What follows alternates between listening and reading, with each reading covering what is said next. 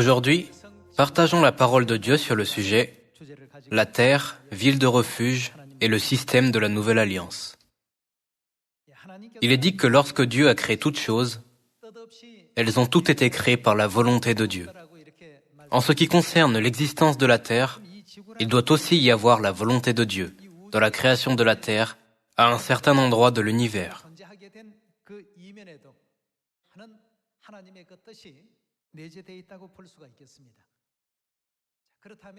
Alors, quelle a été la volonté de Dieu dans la création de la terre et dans le fait de nous y laisser y vivre? Sans connaître cela, nous ne pouvons pas réaliser pourquoi nous devons avoir l'espoir du ciel plus que des désirs terrestres. Mais nous aurons une vague notion que nous devons aller au ciel plutôt qu'en enfer.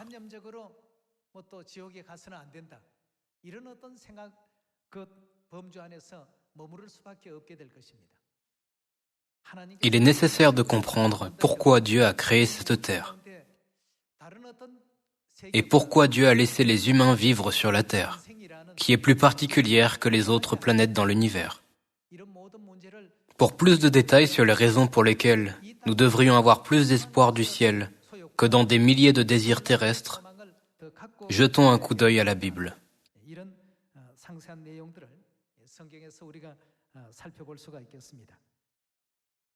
Regardons Apocalypse chapitre 4, verset 11. Tu es digne, notre Seigneur et notre Dieu, de recevoir la gloire, l'honneur et la puissance, car tu as créé toutes choses, et c'est par ta volonté qu'elles existent et qu'elles ont été créées. Ici, toutes choses comprennent l'univers. Toutes choses de l'univers ont été créées et existent par la volonté de Dieu. Pour ce qui est de la terre où nous vivons, regardons Genèse chapitre 1. Genèse chapitre 1, verset 1. Au commencement, Dieu créa les cieux et la terre. La Bible nous enseigne que Dieu a créé les cieux et la terre. Comme toutes choses ont été créées par la volonté de Dieu,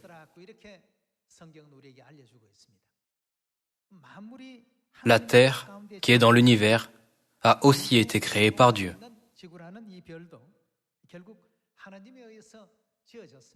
Une fois que quelque chose a été créé, cela veut dire que Dieu l'a créé, en y mettant sa volonté.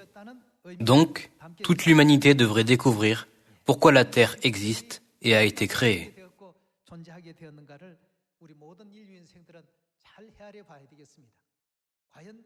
Devrions-nous poursuivre seulement l'avidité séculière et la vie du monde sur la terre? Ou devrions-nous correctement savoir qui nous sommes à l'origine et être plus fidèles au monde de notre essence? Aujourd'hui, pensons à ce sujet. Sur la terre, les gens ne peuvent pas obtenir toutes les choses qu'ils veulent. Ils sont limités par le temps et l'espace. À travers la loi de Dieu, découvrons pourquoi nous sommes obligés de mener une telle vie de restriction.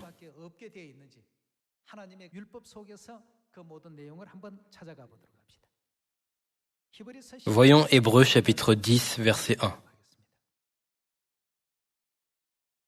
En effet, la loi qui possède une nombre des biens à venir et non l'exacte représentation des choses.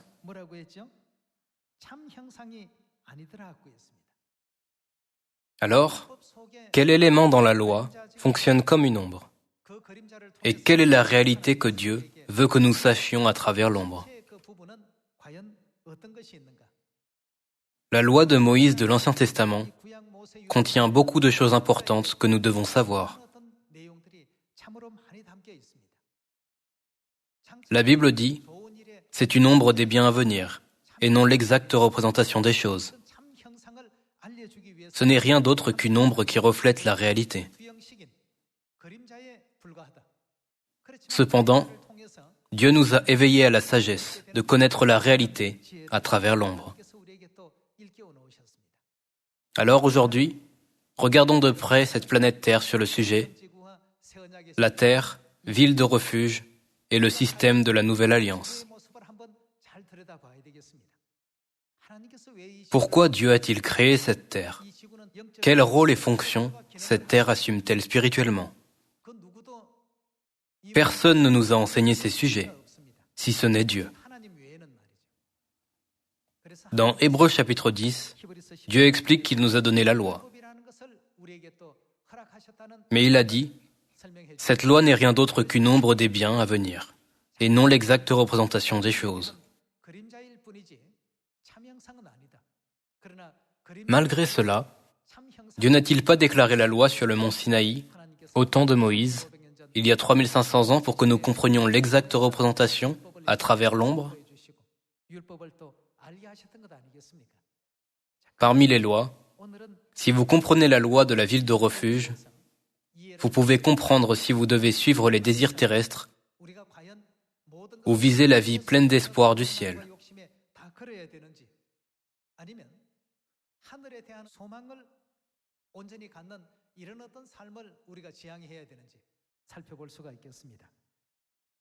Passons à Nombre chapitre 35 et trouvons soigneusement la volonté de Dieu.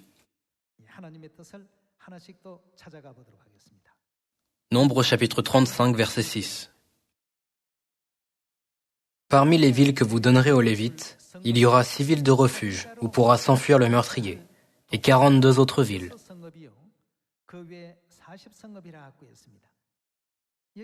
Ici, Dieu ordonne de désigner 6 des villes données aux Lévites comme villes de refuge.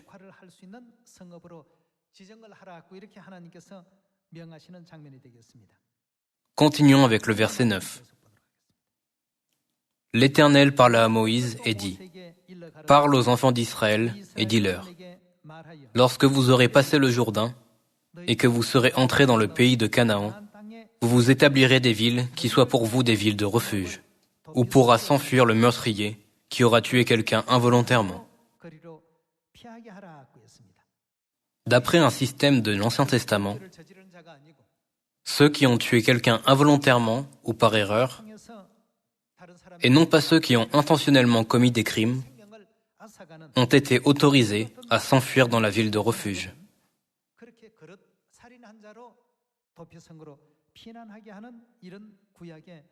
Voyons le verset 12. Ces villes vous serviront de refuge contre le vengeur du sang, afin que le meurtrier ne soit point mis à mort avant d'avoir comparu devant l'assemblée pour être jugé. Des villes que vous donnerez, 6 seront pour vous des villes de refuge. Vous donnerez 3 villes au-delà du Jourdain, et vous donnerez 3 villes dans le pays de Canaan. Ce seront des villes de refuge. Ces 6 villes serviront de refuge aux enfants d'Israël, à l'étranger et à celui qui demeure au milieu de vous. Là pourra s'enfuir tout homme qui aura tué quelqu'un involontairement. Cela explique le type de personnes qui sont autorisées à s'enfuir dans la ville de refuge. Voyons le verset 16. Si un homme frappe son prochain avec un instrument de fer et que la mort en soit la suite, c'est un meurtrier. Le meurtrier sera puni de mort. Un meurtrier désigne une personne ayant intentionnellement tué quelqu'un. Donc, quiconque ayant tué quelqu'un intentionnellement était capturé et tué même s'il s'enfuyait dans la ville de refuge. S'il le frappe, tenant à la main une pierre qui puisse causer la mort, et que la mort en soit la suite, c'est un meurtrier. Le meurtrier sera puni de mort. S'il le frappe, tenant à la main un instrument de bois qui puisse causer la mort, et que la mort en soit la suite, c'est un meurtrier. Le meurtrier sera puni de mort. Le vengeur du sang fera mourir le meurtrier. Quand il le rencontrera, il le tuera.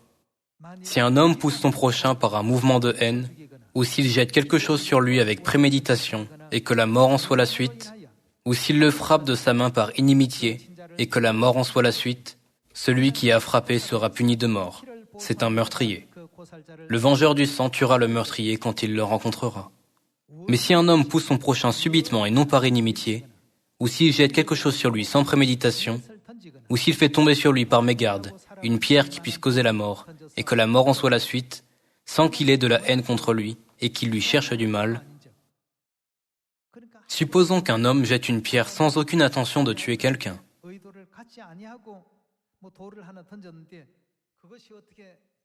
Mais qu'un passant soit frappé par la pierre et meure. Dans ce cas, la personne est mise dans une position embarrassante. Pour une telle personne, la ville de refuge a été préparée. Dieu a préparé un endroit où les pécheurs pouvaient s'enfuir pendant un moment. Spirituellement, cette terre est exactement l'endroit qui joue un tel rôle. Voyons le verset 24. Voici les lois, d'après lesquelles l'Assemblée jugera entre celui qui a frappé et le vengeur du sang. L'Assemblée délivrera le meurtrier de la main du vengeur du sang et le fera retourner dans la ville de refuge où il s'était enfui. Il y demeurera jusqu'à la mort du souverain sacrificateur qu'on a oint de l'huile sainte. L'une des caractéristiques de la ville de refuge, c'est que lorsque le souverain sacrificateur oint meurt, les gens qui se sont enfuis dans la ville de refuge peuvent être libérés de leurs péchés. Supposons que le souverain sacrificateur oint soit jeune, parce qu'il a été oint en tant que souverain sacrificateur à son jeune âge. Puis, que quelqu'un ait jeté une pierre involontairement et qu'un homme meure par la pierre. La personne s'enfuit dans la ville de refuge. Comme le souverain sacrificateur est jeune, qu'arrive-t-il? La personne ne peut s'empêcher de demeurer longtemps dans la ville de refuge. Au contraire, lorsqu'une personne s'enfuit dans la ville de refuge, qu'arrive-t-il si le souverain sacrificateur est très âgé? Qu'arrive-t-il si le souverain sacrificateur meurt le lendemain où la personne y est entrée? Alors, cette personne est libérée en un jour. Certaines personnes pourraient être libérées au bout de 60 ans.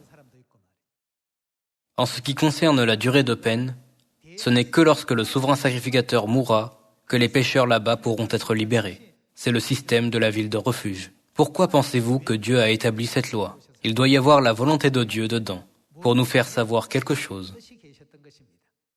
Continuons avec le verset 26.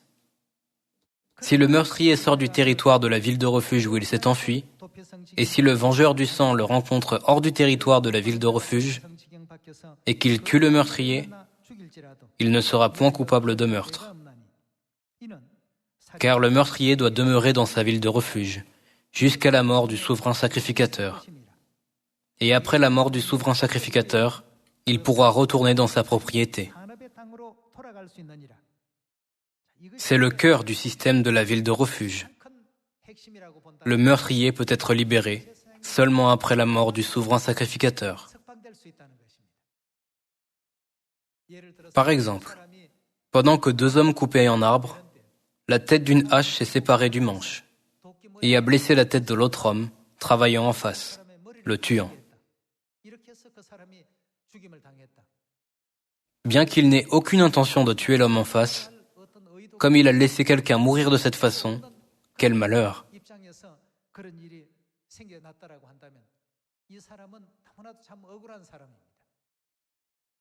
Pour une telle personne, Dieu a préparé la ville de refuge. En d'autres termes, la personne qui a commis un tel crime y demeurerait temporairement. Comme c'est l'endroit où les criminels demeurent, en termes modernes, c'est appelé une maison d'arrêt ou quelque chose comme ça. C'était un endroit où les criminels pouvaient demeurer pendant un moment avant d'être envoyés dans une prison officiellement. Une fois que le meurtrier s'est enfui dans la ville de refuge, les familles ou les proches de la victime ne pouvaient pas le tuer pour se venger. Dieu a établi cette loi. Dieu a fait s'équivaloir la terre et la ville de refuge.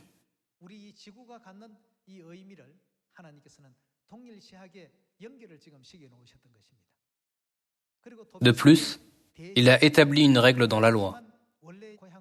Ce n'est que lorsque le souverain sacrificateur de la ville de refuge mourra que les criminels pourront retourner chez eux. Dans Hébreux chapitre 10, verset 1, il est écrit « En effet, la loi qui possède du nombre des biens à venir. » Alors, quelle est la réalité de la ville de refuge?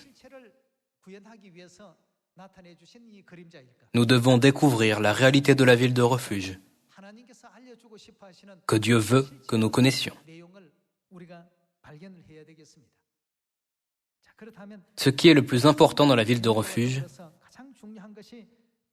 c'est que les pécheurs sont libérés après la mort du souverain sacrificateur.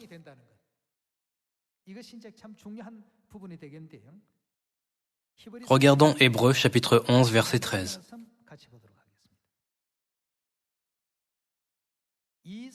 C'est dans la foi qu'ils sont tous morts, sans avoir obtenu les choses promises, mais ils les ont vues et saluées de loin, reconnaissant qu'ils étaient, quoi? Ils étaient étrangers et voyageurs sur la terre. Verset 14. Ceux qui parlent ainsi montrent qu'ils cherchent une patrie.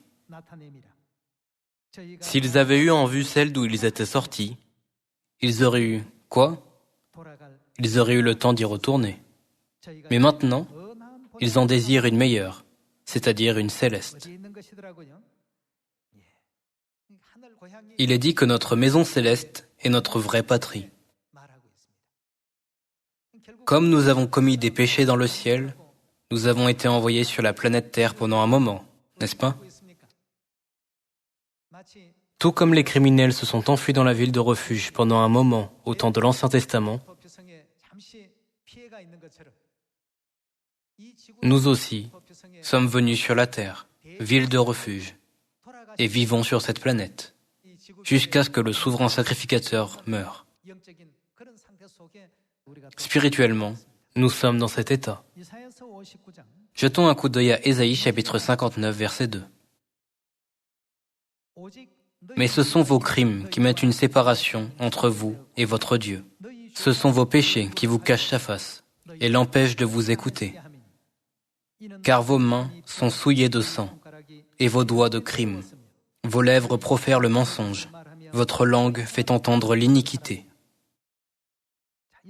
Dans Ésaïe chapitre 59 verset 2, il est écrit « Ce sont vos crimes qui mettent une séparation entre vous et votre Dieu ». L'endroit où Dieu demeure est notre maison spirituelle, n'est-ce pas? C'est le royaume des cieux. La raison pour laquelle nous étions obligés de partir, c'est parce que nous avons péché, soit intentionnellement, soit involontairement. C'est pourquoi la Bible dit « Ce sont vos crimes qui mettent une séparation entre vous et votre Dieu ». Nous vivons maintenant en tant que pécheurs sur cette terre. Nous avons quitté notre maison spirituelle. L'auteur d'Hébreux dit donc « Ceux qui parlent ainsi montrent qu'ils cherchent une patrie. S'ils avaient eu en vue celle d'où ils étaient sortis, ils auraient eu le temps d'y retourner. Mais maintenant, ils en désirent une meilleure, c'est-à-dire une céleste, n'est-ce pas? Maintenant, nous devrions retourner à notre maison.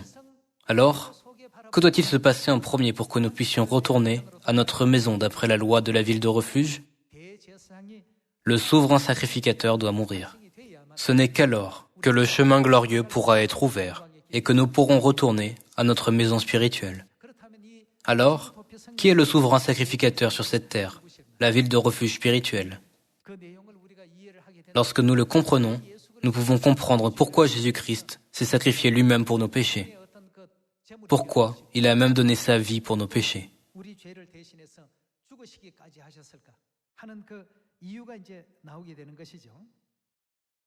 Regardons Hébreux chapitre 5 verset 7.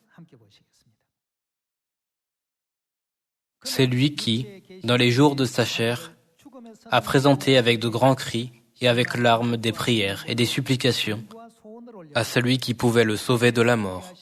Et il a été exaucé à cause de sa piété. Il a appris, bien qu'il soit fils. À qui le Fils fait-il référence? À Jésus. Il a appris, bien qu'il soit fils, l'obéissance par les choses qu'il a souffertes. Après avoir été élevé à la perfection, il est devenu pour tous ceux qui lui obéissent l'auteur d'un salut éternel. Dieu l'ayant déclaré, quoi?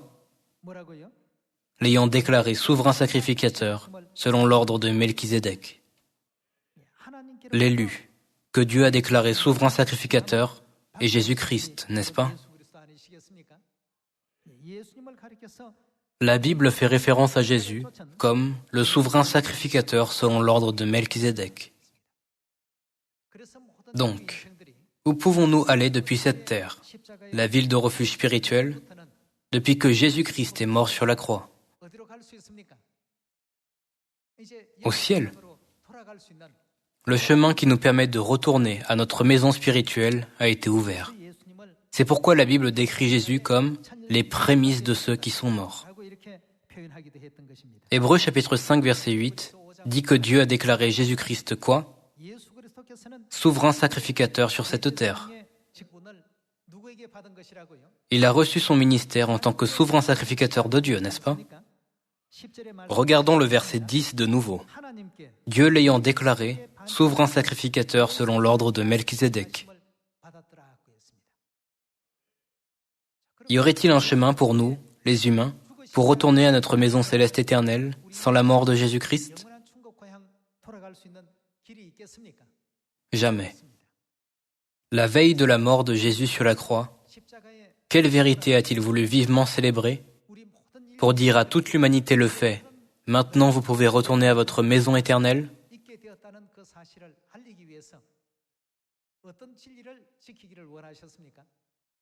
Il a voulu vivement célébrer la Pâque de la Nouvelle Alliance. Donc, le jour où Jésus a proclamé la Nouvelle Alliance était le jour de la Pâque, n'est-ce pas? Il a proclamé la Nouvelle Alliance par la Pâque. Quiconque participe au sang précieux de Christ et à son corps sacré peut retourner à sa maison céleste. C'est l'ordre de Melchizedek, offrant un sacrifice de pain et de vin. Pour cette raison, la Bible dit clairement que Dieu a déclaré Jésus souverain sacrificateur selon l'ordre de Melchizedek. Nous devons suivre l'ordre de Melchizedek pour que Jésus puisse devenir notre souverain sacrificateur. Christ est le souverain sacrificateur selon l'ordre de Melchizedek. Il n'est pas le souverain sacrificateur de ceux qui sont hors de l'ordre de Melchizedek. Tout le monde ne peut pas recevoir son sang précieux. Seuls ceux qui sont dans l'ordre de Melchizedek peuvent le recevoir. Jésus nous a donc donné du pain et du vin, en l'appelant la Nouvelle Alliance et en disant certainement « c'est pour vous », n'est-ce pas? Comme la Bible décrit Jésus comme le souverain sacrificateur selon l'ordre de Melchizedek, examinons brièvement les versets sur Melchizedek. Genèse chapitre 14. Lorsque nous comprenons cette question, nous pouvons trouver quel genre de personnes pourront retourner au ciel, leur maison spirituelle, et nous pouvons le croire. Jetons un coup d'œil à Genèse chapitre 14, verset 17. Après qu'Abraham fut revenu vainqueur de Kedorlaomer et des rois qui étaient avec lui, le roi de Sodome sortit à sa rencontre dans la vallée de Chavé, qui est la vallée du roi. Melchizedek, roi de Salem, fit apporter du pain et du vin. Il était sacrificateur du Dieu très haut. Il bénit Abraham et dit, « Béni soit Abraham par le Dieu très haut, maître du ciel et de la terre. Béni soit le Dieu très haut, qui a livré tes ennemis entre tes mains. »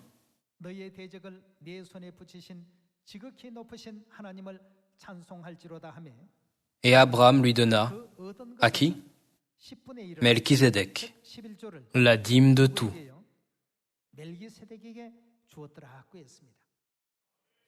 L'ordre de Melchizedek est accompli par le pain et le vin et la dîme. Toutefois, le pain et le vin seuls ne suffisent pas pour accomplir pleinement l'ordre de Melchizedek. Nous devrions aussi donner la dîme à Melchizedek, tout comme Abraham l'a fait à Melchizedek. Ce n'est qu'alors que nous pourrons dire que nous suivons pleinement l'ordre de Melchizedek, n'est-ce pas? Tout dans l'Ancien Testament est une image et une ombre. Nous devons donc savoir qui est la réalité de Melchizedek, qui a apporté du pain et du vin pour bénir Abraham. Allons à l'Évangile selon Matthieu, chapitre 26. Matthieu, chapitre 26, verset 17. Le premier jour des pains sans levain, les disciples s'adressèrent à Jésus pour lui dire « Où veux-tu que nous te préparions le repas de la Pâque ?» Il répondit, « Allez à la ville chez un tel, et vous lui direz, « Le Maître dit, mon temps est proche. Je ferai chez toi la Pâque avec mes disciples. » Les disciples firent ce que Jésus leur avait ordonné, et ils préparèrent la Pâque. Passons au verset 26, qui dépeint Jésus mangeant la Pâque. Pendant qu'il mangeait, Jésus prit du pain, le pain de la Pâque, et, après avoir rendu grâce, il le rompit, et le donna aux disciples en disant, « Prenez, mangez, ceci est mon corps. » Il prit ensuite une coupe, le vin de la Pâque, et, après avoir rendu grâce, il la leur donna en disant, « Buvez-en tous, car ceci est mon sang, le sang de l'Alliance, qui est répandu pour beaucoup, pour le pardon des péchés. » Pour pardonner tous les péchés que nous avions commis dans le ciel, Jésus nous a donné le pain et le vin de la Pâque en disant, « Ceci est mon corps, ceci est mon sang. Mangez ce pain et buvez ce vin, qui est répandu pour beaucoup, pour le pardon des péchés. »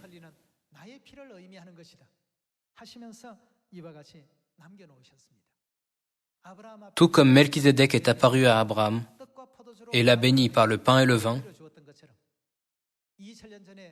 Jésus est venu sur cette terre en tant que réalité de Melchizedek et a béni les gens par le pain et le vin lors de la Pâque il y a 2000 ans. Il leur a donné la bénédiction du pardon des péchés. Quelle autre bénédiction leur a-t-il accordée? Que veut dire avoir le pardon des péchés? Cela veut dire que nous pouvons recevoir la vie éternelle et le salut, n'est-ce pas? Jésus a donné à ses disciples le pain et le vin de la Pâque, en disant, « Ceci est mon sang, le sang de l'Alliance, qui est répandu pour beaucoup, pour le pardon des péchés. » En faisant cela, il a montré l'exemple de célébrer la Pâque, à suivre par tous. En ce qui concerne le pain et le vin, Jésus a dit dans Jean chapitre 6, « Celui qui mange ma chair et qui boit mon sang, a quoi? La vie éternelle. Et je le ressusciterai au dernier jour. » N'est-ce pas? Luc chapitre 22 décrit la Pâque comme la nouvelle alliance. Passons à Hébreux chapitre 9. Chapitre 9, verset 15. Et c'est pour cela qu'il est le médiateur d'une nouvelle alliance, afin que, la mort étant intervenue pour le rachat des transgressions commises sous la première alliance, ceux qui ont été appelés reçoivent l'héritage éternel qui leur a été promis. Car là où il y a un testament, il est nécessaire que la mort du testateur soit constatée. Pour prouver l'authenticité de son testament, Jésus a été crucifié le jour de la fête des pains sans levain.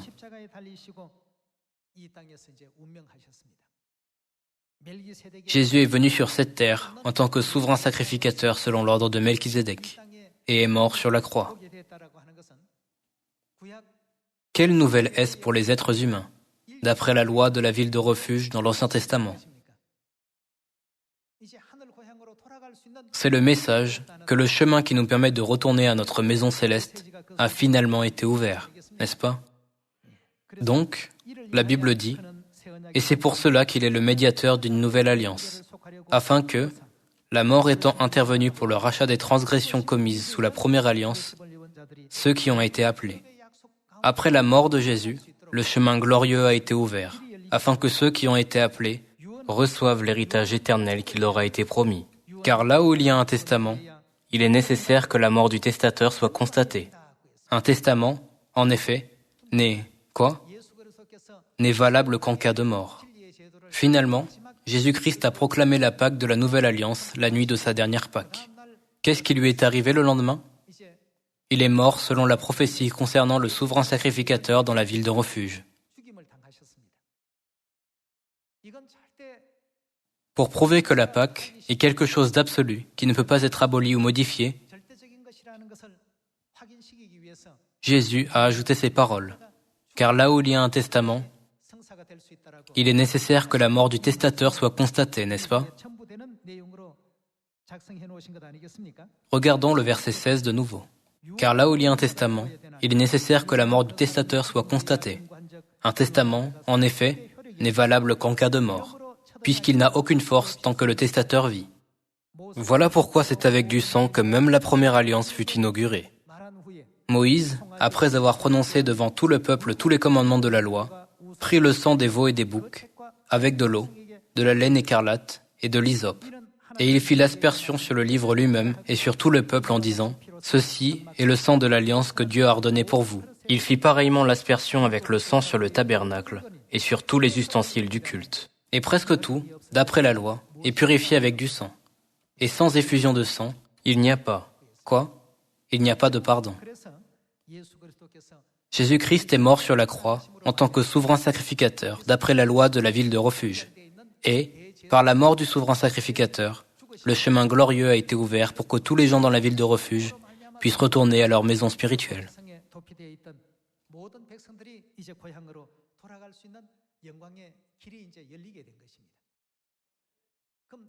N'importe qui peut aller au ciel alors ?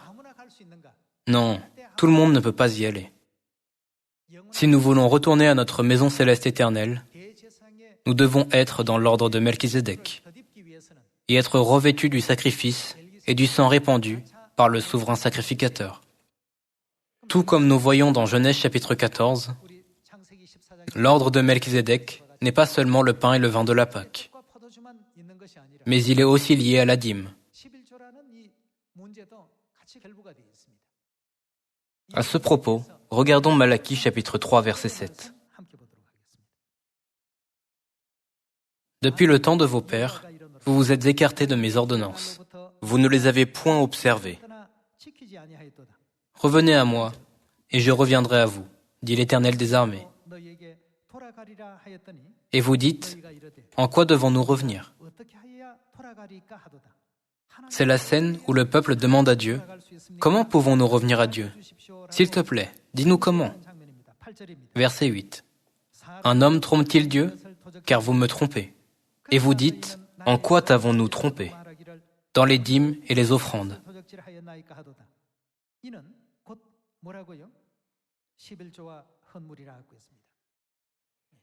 Dieu a planté le chemin pour retourner à Dieu dans l'ordre de Melchizedek, le pain et le vin de la Pâque. Et la loi de la dîme qu'Abraham a donnée à Melchizedek provient de cela. Lorsque les gens parlent de la dîme, certains ne pensent qu'aux choses matérielles.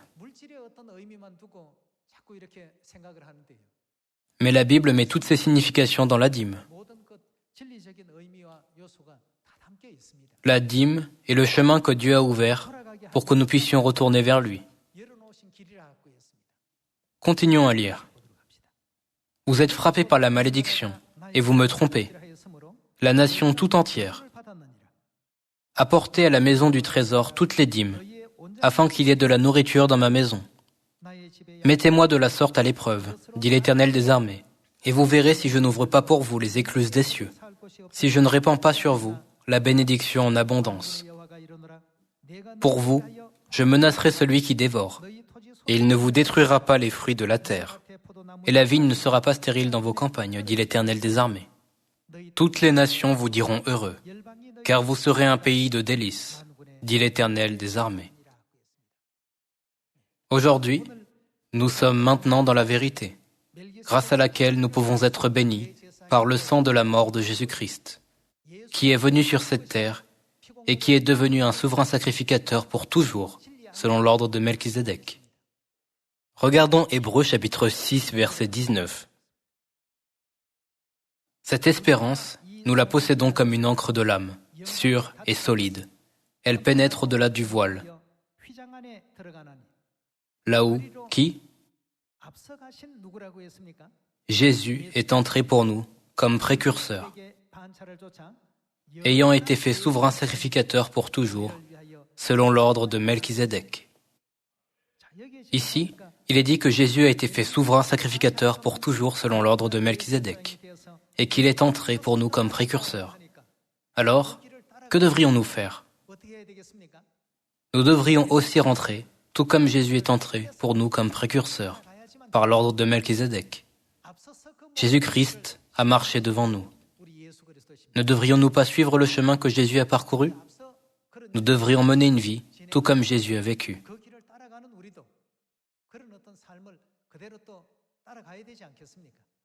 Le pain et le vin de la Pâque et la dîme. Lorsque nous en venons à un point où nous pouvons garder la nouvelle alliance et suivre la vie de Christ, la porte sera ouverte, grâce à laquelle nous pouvons retourner à notre maison éternelle depuis cette terre, la ville de refuge. Aujourd'hui, les gens insistent sur le fait que s'ils font des choses à leur manière, chacun d'entre eux ira au ciel. Mais ce n'est pas ça. Ils disent que le sang de Jésus-Christ, versé sur la croix, leur est donné inconditionnellement. Mais ce n'est pas vrai. Que dit la Bible ? Elle dit que nous devrions suivre le chemin de Christ selon l'ordre de Melchizedek. Pour cela, nous devrions être dans l'ordre de Melchizedek. Dans l'ordre de Melchizedek, nous devrions rendre toute gloire et louange à Père et Mère et retourner dans notre maison céleste éternelle. En résumé, cette terre est comme la ville de refuge dans la loi de Moïse. Le noyau le plus important dans le système de la ville de refuge est le souverain sacrificateur, la mort du souverain sacrificateur. Christ est venu sur cette terre et est mort. N'est-ce pas pour sauver l'humanité ? Dieu a voulu nous conduire à notre maison céleste perdue. Quelle était la dernière vérité que Christ a établie sur la terre pour accomplir son dessein ? C'était la Pâque de la Nouvelle Alliance. De la Nouvelle Alliance, tous nos péchés que nous avons commis dans le ciel et toutes nos transgressions que nous avons faites jusqu'à maintenant peuvent être pardonnées. Rendons gloire et louange éternelle à Elohim, qui a ouvert nos yeux spirituels pour que nous puissions espérer le ciel. J'espère que nous aurons tous l'espoir du ciel pendant le reste de notre vie, en menant une vie pieuse en tant qu'enfants de Dieu et en aspirant au royaume des cieux. J'espère que vous avez tous reçu la grâce par les paroles d'aujourd'hui. J'aimerais conclure le sermon d'aujourd'hui ainsi. Merci beaucoup.